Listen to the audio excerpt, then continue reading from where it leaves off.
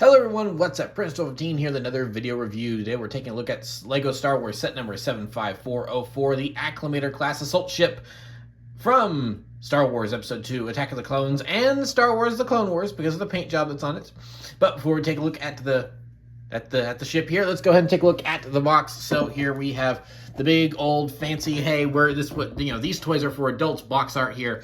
So as you can see, this is the Acclamator-Class assault ship trademarked from Star Wars. Here is the ship right here. On the front, this is made by LEGO, obviously, because it's made out of bricks. It's from Star Wars. If you didn't figure that out by the Star Wars logo up there, you get a second Star Wars logo over here. This is for ages 18 and up. Of course, that's just a suggestion. They have to put that on there. It's set number 75404. It's 440... Let me start that over. It's 450 pieces. Bleh. It's a building toy in several different languages. Disney. On the back, it's just more of the ship from a different angle. Here's the little spots where you open up the box with your thumbs. Doesn't always work that way. You do have a shot of the ship from the movies. There it is right there. And then you have your dimensions. It is 9 inches long and 6 inches tall when it's on its stand, which is pretty cool. And then, another Disney logo in the corner. So, yeah, that's pretty much it for the box. Now, before we move on to the actual toy itself, I do want to do something that I don't normally do, and that is I actually do want to look at the instruction books because this is kind of one of those fancier, ultimate collector series type sets. There is a little bit of stuff actually in the instructions, which is cool. So as we can see, there's some concept art of the acclamators there from Attack of the Clones. There's a screenshot from Attack of the Clones, and there's a little bit here written about what type of the ship this is. And then here is the now, I don't know if he's actually the guy that designed this. He's just the creative lead and design director for LEGO Star Wars. So I don't know if he specifically designed this one, but he is the man that leads the team. So thank you. I'm going to attempt to pronounce this. He's clearly Danish or something. Jens Kronvold Frederiksen.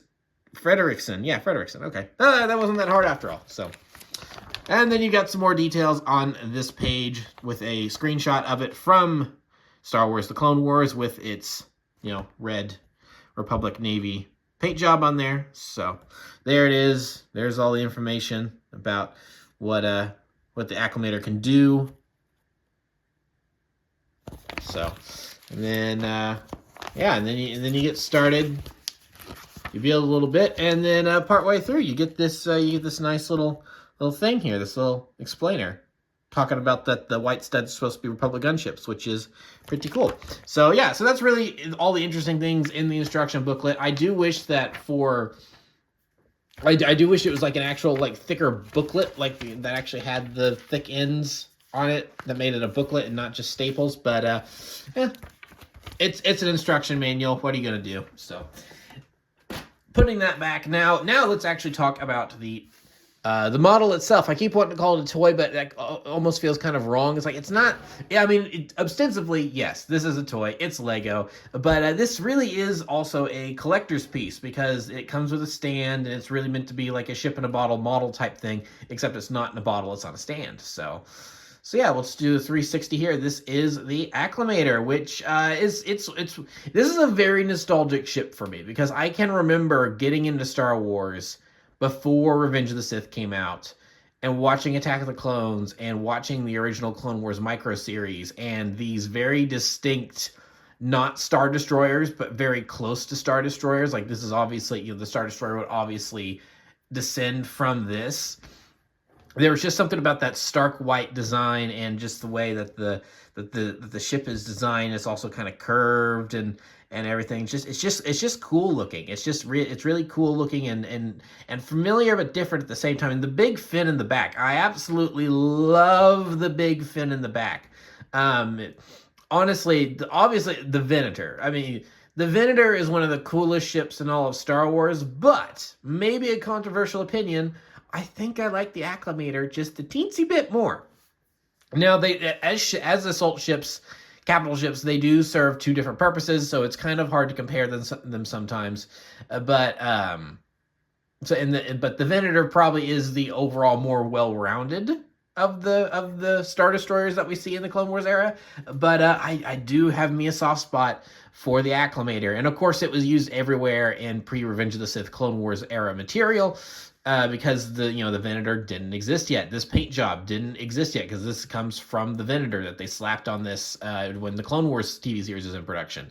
So in Republic Commando, in the original Clone Wars micro series, in comics, in Star Wars Battlefront, the original Star Wars Battlefront games, like, this was the Republic Star Destroyer, just without the paint. So yeah, I think Lego's done a really, really good job, capturing this ship in brick form, and this is something that I never really thought we would see in brick form. So to just kind of see it in all of its glory here, I think it's just really, really cool.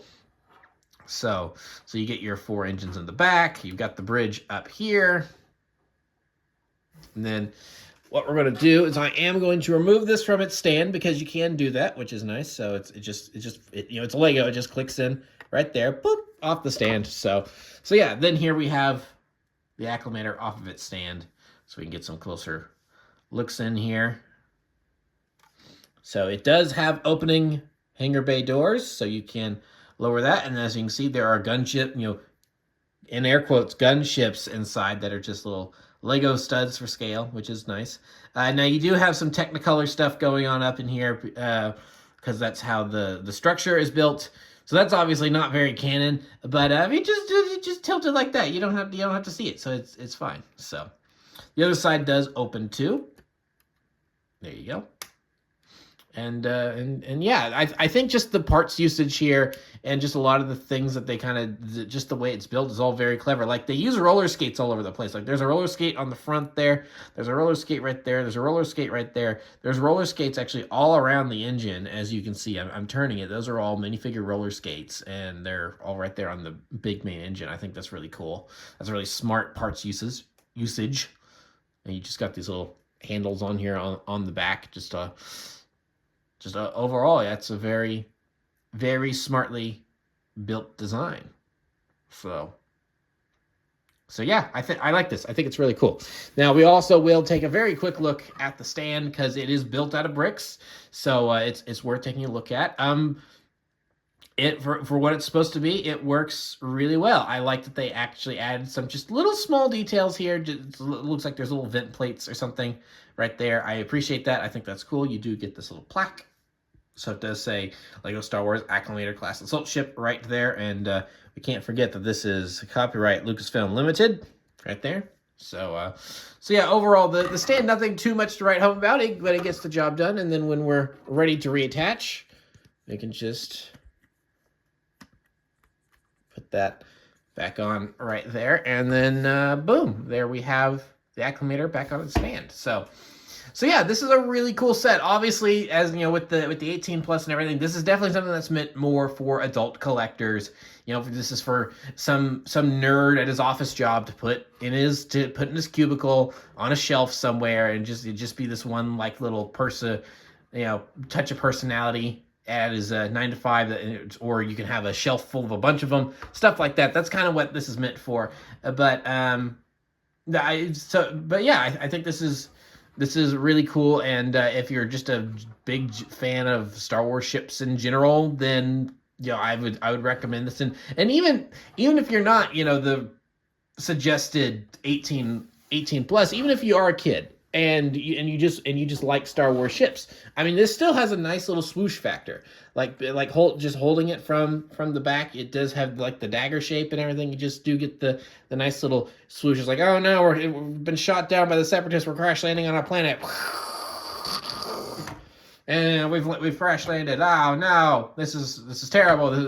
What are we gonna do? We must survive on this. I mean, it's so easy to come up with stories with this thing, and you can, if you have the invisible hand, then you could probably have it fight the invisible hand, and they trade broadsides like you see the Venator do in Revenge of the Sith. So yeah, it is meant for adult collectors, but it's still Lego. It's still a really good model that serves its function as a toy as well. So I really Appreciate that. And so yeah, that's the nice thing about Lego, is that they may make some things that are meant for, let's just say larger kids like myself, said the 27-year-old. But this can still be enjoyed by children as well, because it's still Lego, it's still plastic, it's still swooshable. And I think I put this too far forward because now it looks a little off. There we go. That's better. That looks a little more evened out. That would have bothered me. So yeah, this is a cool set. I really appreciate that they actually made this. I didn't ever think that they would make something like this, but here it is. It's cool, and I certainly recommend it. So yeah. So that's pretty much going to be it for this review. Please remember to like, comment, subscribe, all that great stuff. Remember to follow me on Twitter and Instagram. Those links are in the description below, and I'll see you guys next time. Thank you so much for watching, and goodbye.